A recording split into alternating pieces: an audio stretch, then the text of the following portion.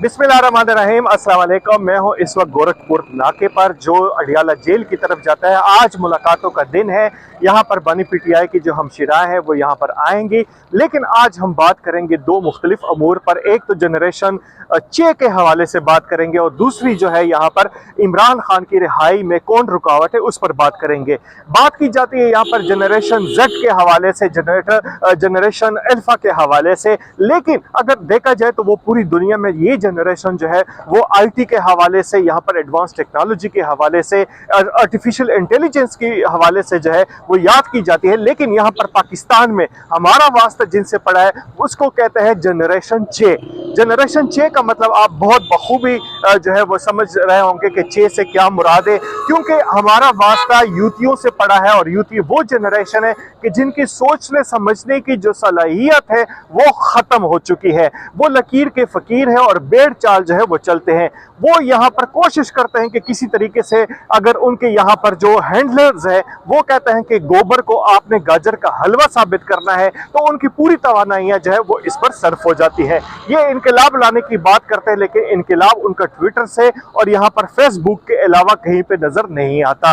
तो ये जनरेशन चे है जो अपने आप को भी धोखा देते हैं और दूसरों को भी धोखा देते हैं। डीड प्रो मैक्स है और इनके सोचने समझने की जो सलाहियत है वो खत्म हो चुकी है। एक तरफ कहते हैं कि मोरूसी सियासत के खिलाफ पाकिस्तान तरीके इंसाफ है, दूसरी जानिब आप देखते हैं कि किस तरीके से अलीमा खान ने पूरी पार्टी को कैप्चर किया हुआ है और उनके इशारे पे नाचती हैं। पार्लिमानी लीडर जो यहाँ पर मुंतखब होके आए हैं वो भी बेबस नजर आते हैं अलीमा खान, नूरीन और उज़मा के सामने। और इसी तरीके से यहाँ पर जो उनके हैंडलर है जो बैरून मुल्क बैठे हुए हैं वो मुख्तलिफ किस्म की लाइन्स देते हैं और उनको उस पर चलाते हैं बेड़ चाल के हवाले से। यहाँ पर बात हम कर रहे थे कि यहाँ पर इमरान खान की रिहाई में यहाँ पर रुकावट कौन है, तो इसमें सबसे बड़ी खबर जो है वो रुकावट जो है उनकी अपनी बहनें हैं। उनकी बहनें नहीं चाहती कि इमरान खान रिहा हो जाए और उसका सबसे बड़ा सबूत ये है कि जब भी मुफाहमत की बात की जाती है, जब भी रियासत की बात की जाती है, तो रियासत मुखालिफ एजेंडा जो है वो उनकी बहनें सामने ले आती है। और अब तो उन्होंने इस बात का ऐलान कर दिया कि जो भी मुज़ाकरात करेगा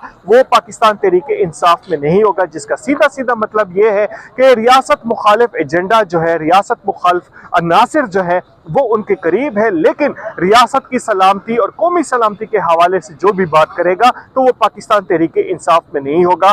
बैरिस्टर गौर जो है बेचारे वो यहाँ पर फिस जाते हैं। इसी तरह से देखा जाए तो उनके जो दीगर ओहदेदारान हैं वो फिस जाते हैं, जो चाहते हैं कि यहाँ पर सियासी अमल हो, पार्लिमानी सियासत हो, लेकिन ना तो इनको पार्लिमानी सियासत करने दी जाती है, लेकिन रियासत से मुतसादम जो पॉलिसी है उसकी तरफ लाया जाता है। और यही वजह है कि इमरान खान की रिहाई में सबसे बड़ी रुकावट जो है उनकी अपनी बहनें हैं। उनका रियासत मुखालिफ एजेंडा जो है वो नहीं चाहता कि यहाँ पर इमरान खान बाहर आए। अगर इमरान खान अंदर रहेगा तो उनकी दुकानें चलती रहेंगी, उनकी हांडियां पकती रहेंगी, लेकिन वो बाहर नहीं आने वाले।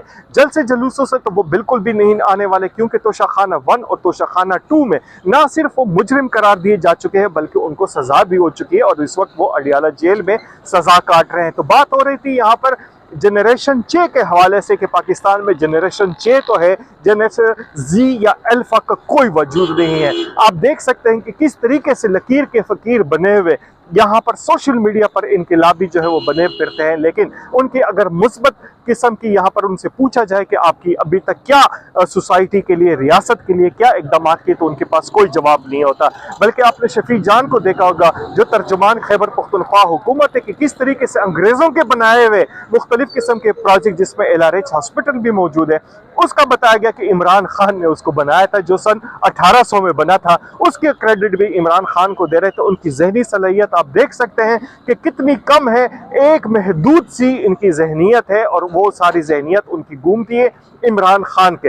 यहाँ पर रियासत अलग चीज़ है, रियासती मामलात अलग चीज़ है, रियासती कवानीन अलग चीज़ है, लेकिन उनसे उनको कोई लेना देना नहीं। डॉलर्स की गेम है, डॉलर्स लेने के लिए और पैसे लेने के लिए कुछ भी कर सकते हैं। और आप देख सकते हैं कि किस तरीके से उनके यूट्यूबर और सोशल मीडिया इन्फ्लुएंसर जो है बैरून मुल्क बैठकर यहाँ पर पाकिस्तान और पाकिस्तानी इदारों के खिलाफ यहाँ पर साजिशें करते हैं और उसको आगे परवान चढ़ाते हैं। तो बात हो रही थी जनरेशन चे की। आप बेफिक्र हैं, पाकिस्तान में जनरेशन जेड का कोई वजूद नहीं है, जनरेशन अल्फा का कोई वजूद नहीं है। जिनसे वास्ता हमारा पड़ा है उनको जनरेशन चे कहते हैं और ये चे ही रहेंगे इनकी महदूद सोच पर, इनकी महदूद घटिया सोच पर और इनके यहाँ पर ढीठपन के हवाले से जो आपको नजर आ रहा है। इजाजत दीजिए, अल्लाह हाफिज।